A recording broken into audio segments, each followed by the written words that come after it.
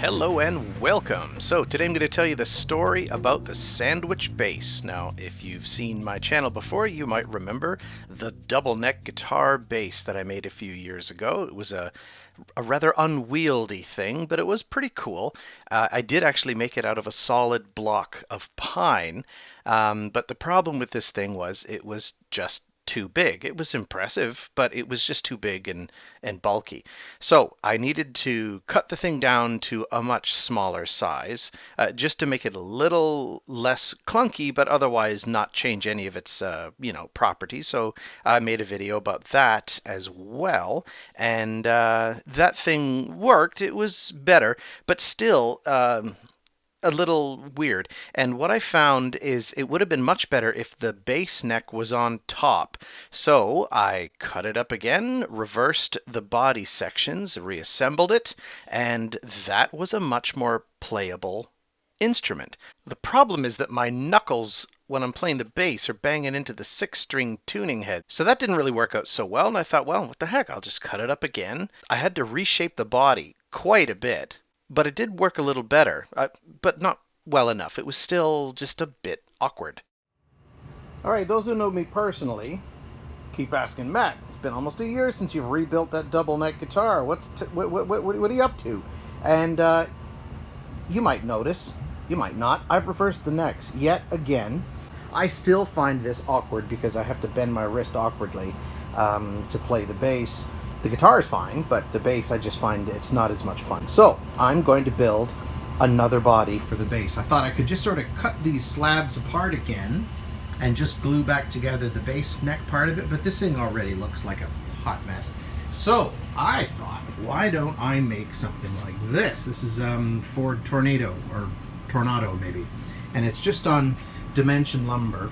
I did have Mustang base body, but I'm going to use that to make a the all mahogany. I guess I'm going to call it a Mustang Junior, or maybe it's a Duosonic. So we're going to make this Tornado potato thing, and the real trick is the neck pocket. I can just sort of freehand it, and it'll be close, but I don't like close. I like it to be wicked precise, and so. This is a 1/4-inch router bit, and this is a 5-inch radius. I figured that out using this. So I've got a thumbtack hole there and there, and then let's flip it this way. That's 5 inches away from there. 5.5, 6, 6.5, 7. I was trying various things. I have radius gauges, but they start at 7 1/4, and even that was still not sharp enough. So you put a thumbtack in here and then put a pencil through one of those holes and then bend it like this, you get an arc. And so I had created, where'd they go? Here. I created these guys, and then I cut the first one off just by hand, and I noticed that 5-inch was exactly the right radius for the bass guitar neck. I tried it on a Strat neck, and it was perfect fit for that one too. So anyway, now that I know that's a 5-inch radius, I know the width, and those are just straight lines, and I know that is a 1/4-inch radius router bit, I can make this. How do you do that? You need your router to travel in an arc, and my router comes with these little metal army things, and then I just cut a piece of wood, and I'm going to put a screw through the top of it and then set it so that the pivot to the outside of this blade is exactly 5 inches, and then make that arc. Pretty inconvenient that that screw just winds up being right underneath the handle. Dope!